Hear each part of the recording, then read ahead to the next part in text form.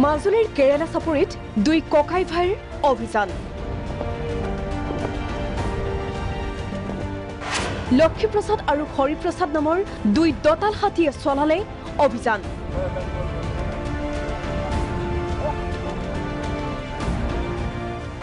দ্বিতীয় দিনাও মাজুলীত অব্যাহত গড়ৰ মুক্ত বিচৰণ।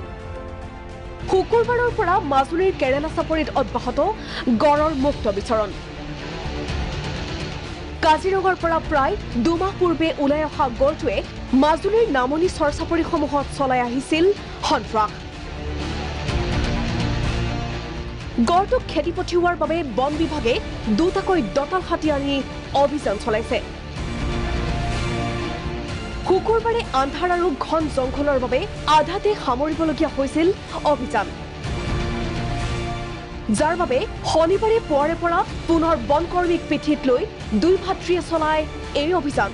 গড়টো মুখামুখি হৈছিলোঁ আৰু সেইমতে গুলি কৰিছিলোঁ আৰু এতিয়া গুলি কৰাৰ পিছত সি এতিয়া আমাৰ কাষ নাচাপে। যোৱাকালি মাছুৱা চাপৰিলে ৰাতিয়ে দৌৰিলে আৰু মাছুৱা চাপৰিত গৈ আমি হাতীয়ে লাহে লাহে গৈ পেলাই তাত পোৱালে। আমি আন্ধাৰ হোৱাত মাছুৱা চাপৰি কোন জেগাত থাকি গ'ল তাক ধৰিব নোৱাৰিলোঁ।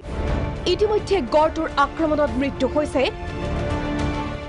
মদন দাস নামৰ এজন ব্যক্তিৰ। সেয়ে কাজিৰঙাৰ পৰা প্ৰশিক্ষণপ্ৰাপ্ত এই হাতী আনি বন বিভাগে অব্যাহত ৰাখিছে অভিযান।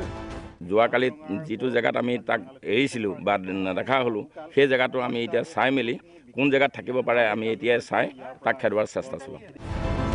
উল্লেখ্য যে এই সন্ত্ৰাস চলোৱা গড়টো চাবলৈ ভিৰ কৰে একাংশ লোকে, যাৰ ফলত বহু সময়ত গড়ৰ আক্ৰমণত আহত তথা নিহত হ'বলগীয়া হৈছে বহু লোক।